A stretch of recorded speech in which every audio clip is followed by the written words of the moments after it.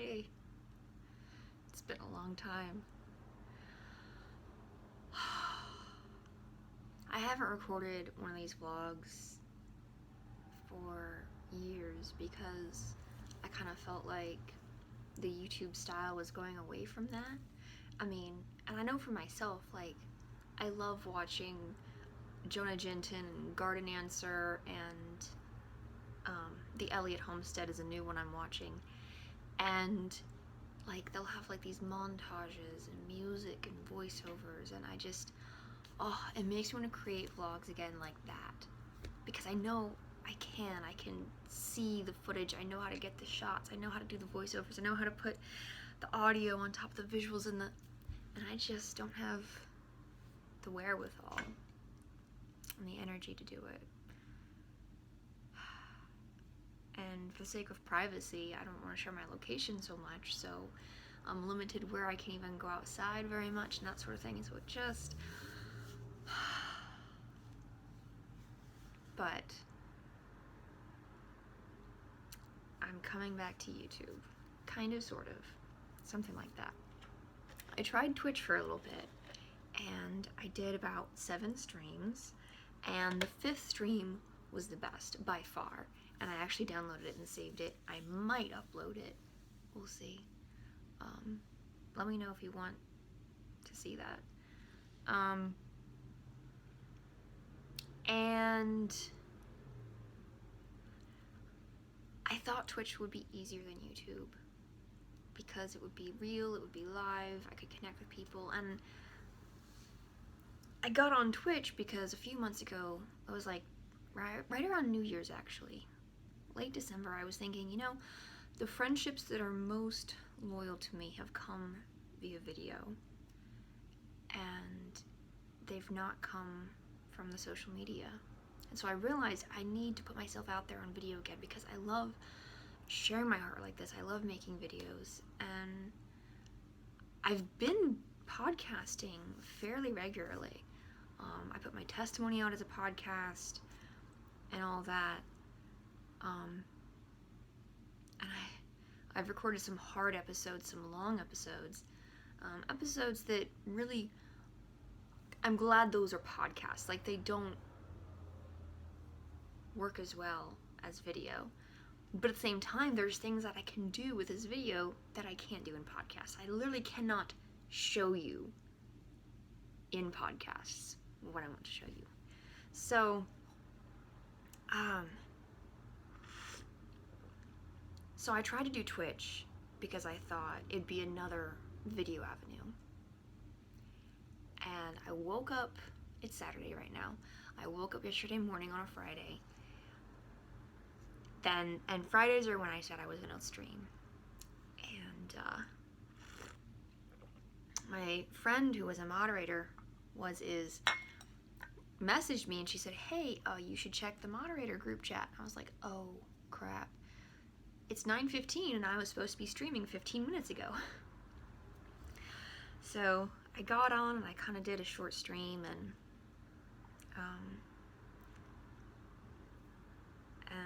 just kind of acknowledged I can't do this. I don't have the energy for it. And honestly, that was really hard for me to do because I was enjoying it. I was connecting to people. I was meeting people. And I'm glad I figured it out. That's a really cool plane. I'm glad I made the effort and kind of found my rhythm with it. But this is really the best that I have to give. And so I'm back making YouTube videos. And very much, you know, in the way that I started. Jordan Peterson has a phrase that says you have to know what things are worth doing well and what things are worth doing even if you do them poorly. And this vlog channel has always been in that second category. And for an artist like me, that's kind of depressing because I want to make everything beautiful. But but it's just not reasonable to edit. And one of my friends actually offered to edit for me, and I've taken him up on that for one particular vlog. But that one's like, that's an anchor vlog. It's not like this. This is a messy vlog. I see an airplane outside the window, and I comment it, and I go back to, and I'm not gonna edit it out, because I don't have time for that. Like, I need to clean my house, I need to put plants in the church, I need to do the things and the stuff. So, the title I'm thinking of as the title, anyways, of this vlog is Burned Out on Social Media. So what's all that about? Maybe I'm not gonna make that the title, but I thought about it. I thought about it really hard. So I've been active on Twitter since 2011, and I made my first real Twitter friend in 2012, and I got to know some of her friends, and I made other Twitter friends, and Twitter burnout for me began when that first friend went to India on a missions trip.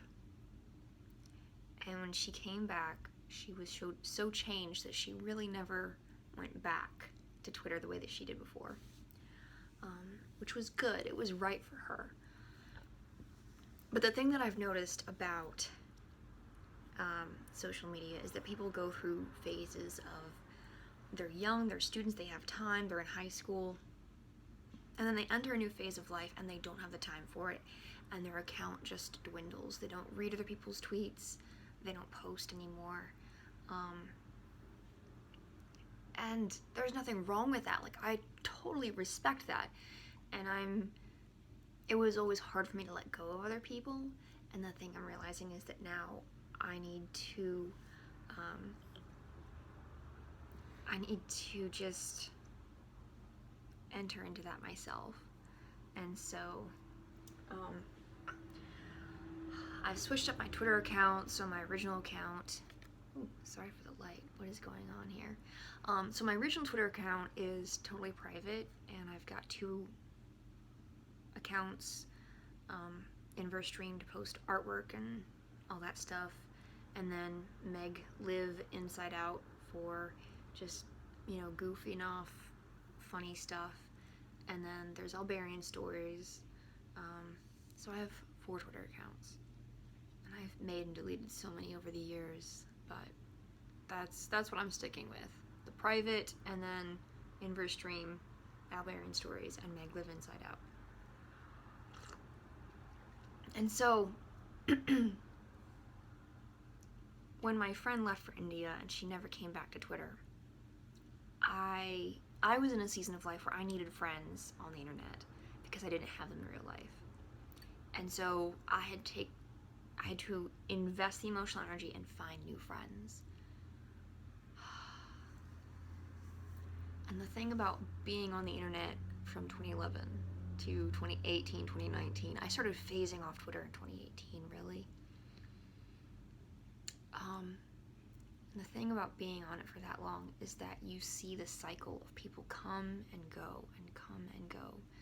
And I've met people and friended people. I'm friends with people on Instagram that I met on Twitter, and they have since deleted their Twitter. And that's totally okay. But where I was when I was single in the 2010s was I had to continue investing energy to make new friends, and with the last, let me just tell you the long version. We're here for the long version anyways, right? So spring of 2019, last year, I prayed and I asked God, please bring the women into my life, and the girls, please bring the girls into my life who I'm supposed to be mentoring in this season, because I just have this very acute awareness that my time is becoming more and more precious and more short, and my anonymity, my time in that is becoming more and more short and precious. And my ability to make new friends on the internet in an intimate way is coming to an end. That's why I prayed that prayer. I've talked about that a lot in my podcast, but I haven't explained that part in any of my podcasts. Because I look at what God is preparing to do, and the dance films that are going to come out, and the coloring books that are going to come out, and the stories are going to keep coming, and the watercolor artwork. And as I look at all that, I recognize my anonymity is coming to an end. And who does God want me to connect to in this very precious season while I still have that?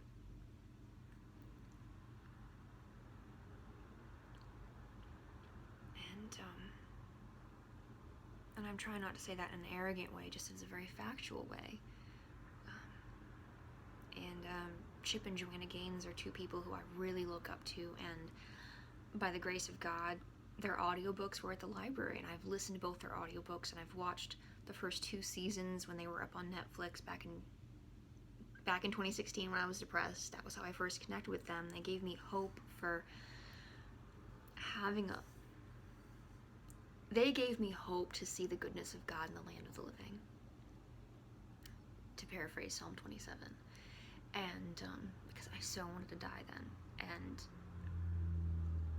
when your body is broken, as hopefully you've seen in my mental health vlog,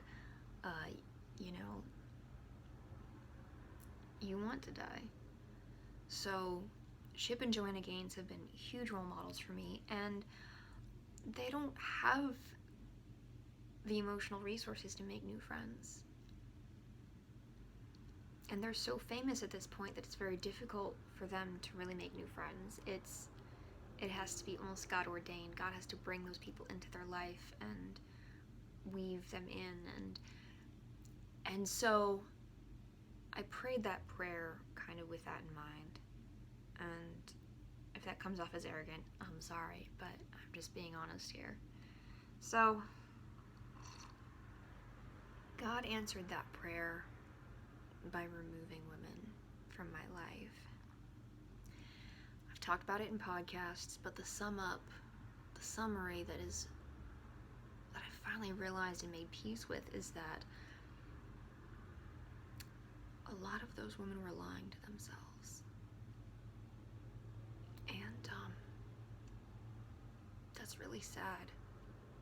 And even as I record this, I'm aware that my face is telling you things that I can't communicate in a podcast. My voice can try and capture it, but when you see my face, you can read how much and how hard that was for me. I lost easily close to a dozen friendships. Let's see.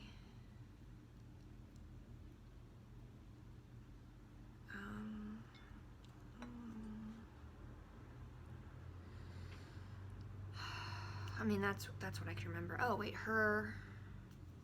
there was a lot. And it was all within like 2 months. And some of them, like 5 of them went out with a bang. And others went out with a whimper. But there was a lot. And so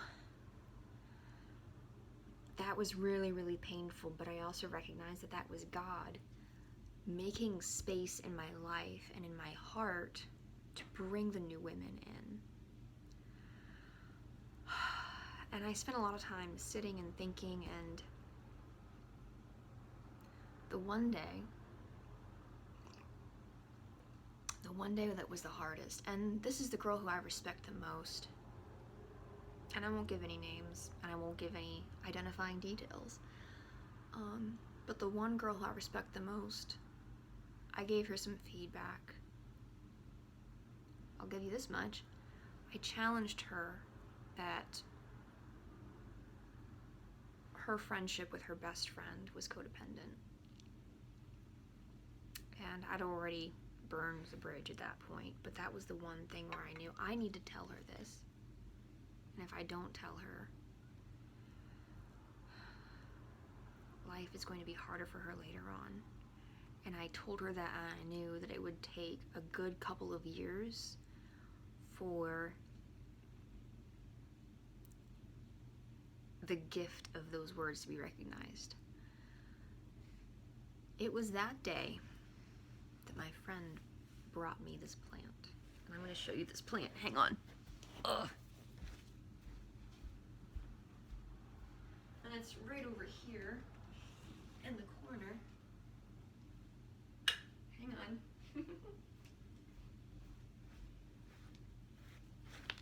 Ugh, I'm sorry, I wore my short shorts today. This is a Sansevieria.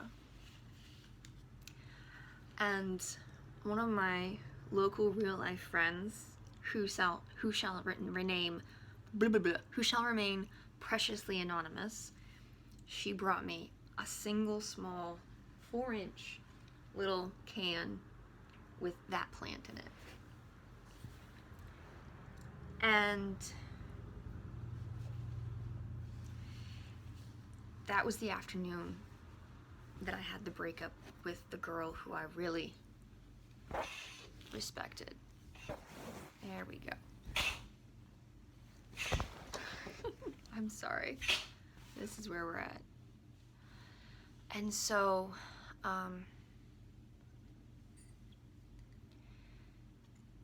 this plant represents purity in my mind because the leaves actually remove toxins from the air.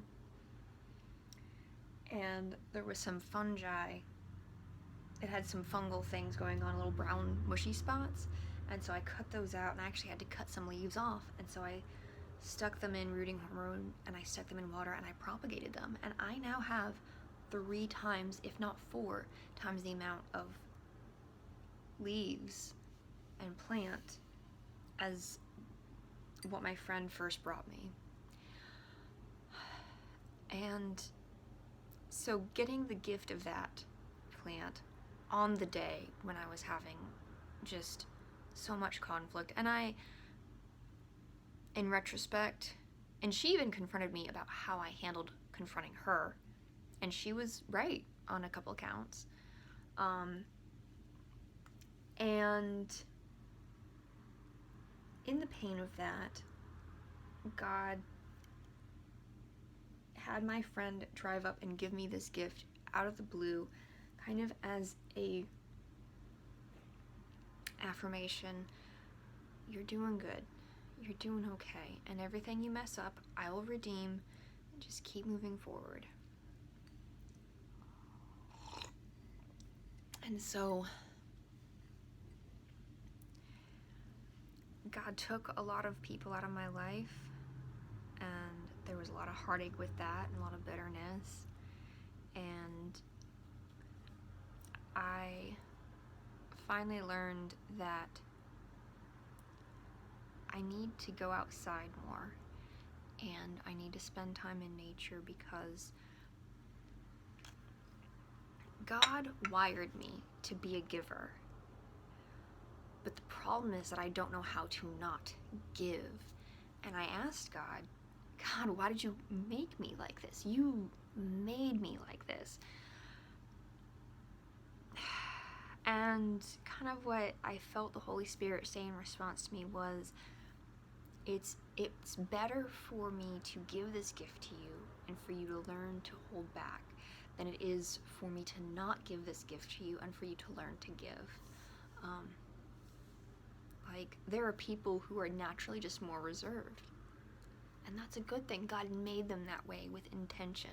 He wanted them that way. He didn't want me that way. That's not mine to judge. That's not mine to covet or wish I was different. Shall the clay say to the potter, why have you made me like this? And I really like how Mary and Zechariah, when the angels come to them and say, you're going to have a baby, Mary says with faith and curiosity, how will this be? And Zechariah says with doubt, how will this be? And they're very similar questions. I'm paraphrasing very roughly, but there's a way to ask God with faith and curiosity, and there's a way to ask God with doubt, and God honors curious faith. Curious faith. So I try to ask God questions with curious faith. Like, why did you make men short? And why are some people extroverts and some people introverts? And why do we have all these personality types? And why are some people gifted at being disagreeable, and other people's have the responsibility of being agreeable? Like, I'm an agreeable person, but God has made me and required of me to learn to be good at confronting people. And it's not been easy to learn that, but it has been worth it. But we need all of those types and all of those balances in the world. So I was asking God, okay, you've made me a giver, but so often I've given with expectation of if somebody doesn't give back and if they don't reciprocate in kind, then I feel bitter about how much I've given that person. And I said, God, I don't want to be like this anymore. And I don't want to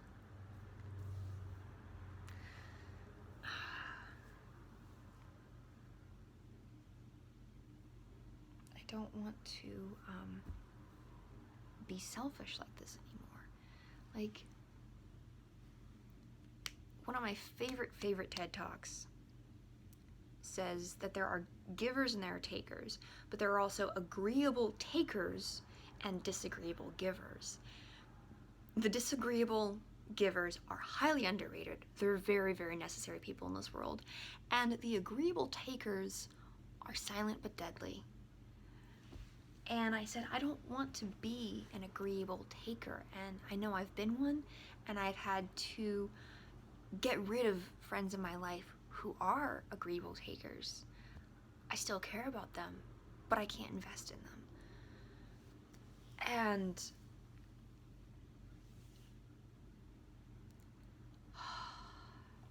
it's hard to vlog about this because it is, and I don't want to say anything that will hurt anyone, if they recognize themselves at all, but at the same time, I'm trying to say it with the context that we're all in this together, and I've made so many of the common mistakes of being an agreeable taker. So there's no judgment from me to anyone who has been that in my life. But I've had to learn to respect myself and to respect my limited emotional energy and to budget my emotional energy towards the relationships and the pursuits that most invigorate me. There is a book called Zeal Without Burnout by Christopher Ashe. And I'm going to show it to you because it's really good. And it's on my bookshelf. I purged so many books when I went through my KonMari phase. Got rid of some I wish I'd kept actually, but I don't know that I actually regret it. Anyways, Zeal Without Burnout. This book has changed my life.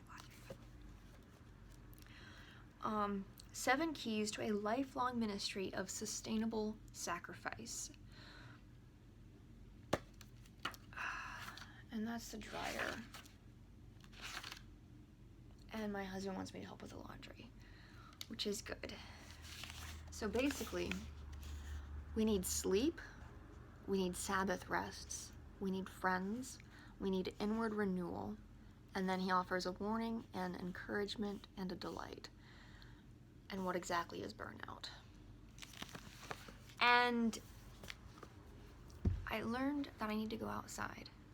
And I learned that in order to give without expectation, I need to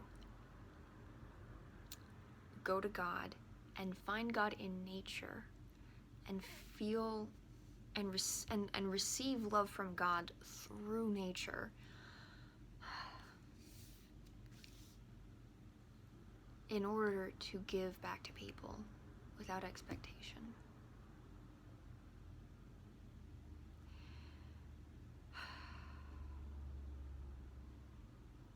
And so that's why I'm no longer on social media. I post in order to give, but I don't have the emotional energy to build relationships like I used to. I see Twitch as a form of social media also, because it's a two-way conversation. Whereas with YouTube video content, it's more of a one-way conversation. And unfortunately, for better or for worse, the one-way conversation is the best, the only kind I can maintain. And that really grieves me. I wish I could be friends with all the people, but that's what heaven is for. So when we get to heaven, that's when we can have the two-way conversation. But for me to be most effective in sustainable sacrifice, I can only have the one-way conversation. And something really interesting, if you saw my last vlog, you may know that I got a thank you note from Chip and Joanna Gaines. I'd sent them about 3 letters, and the last one had some of my stickers in it. And the thank you note was from the Magnolia team. It wasn't even from actual Chip and Joe. But I realized that that's their way of protecting their emotional energy while still saying thank you. And it validated to me that if people that I respect, who've made such a difference in my life, have to protect their ability to honor and glorify God by delegating their thank you notes to someone else on their team, then that means that it's okay for me to do that too. And I would ask your permission and grace as I enter into this one-way conversation.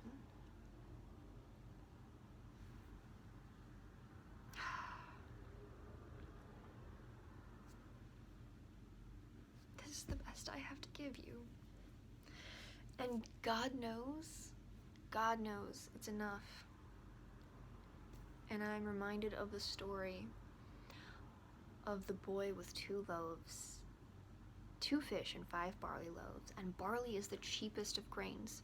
So this is not a kid who's well off. His mother just thought ahead and packed him a lunch, or maybe he thought ahead and packed him a lunch, and he had the faith to go up to the disciples and offer them his packed lunch.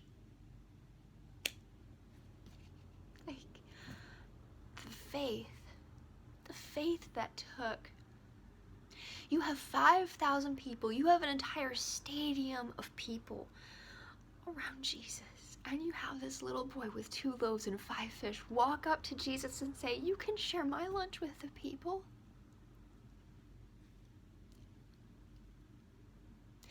And little did he know that those fish and those barley loaves would be multiplied and feed every single person there.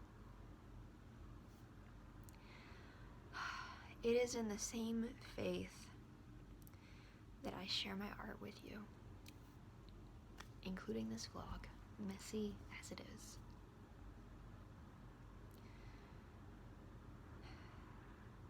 Thank you so much for joining me. My name is Meg, and I love my Jesus. And I believe in living inside out. Now it's your turn. Go live it.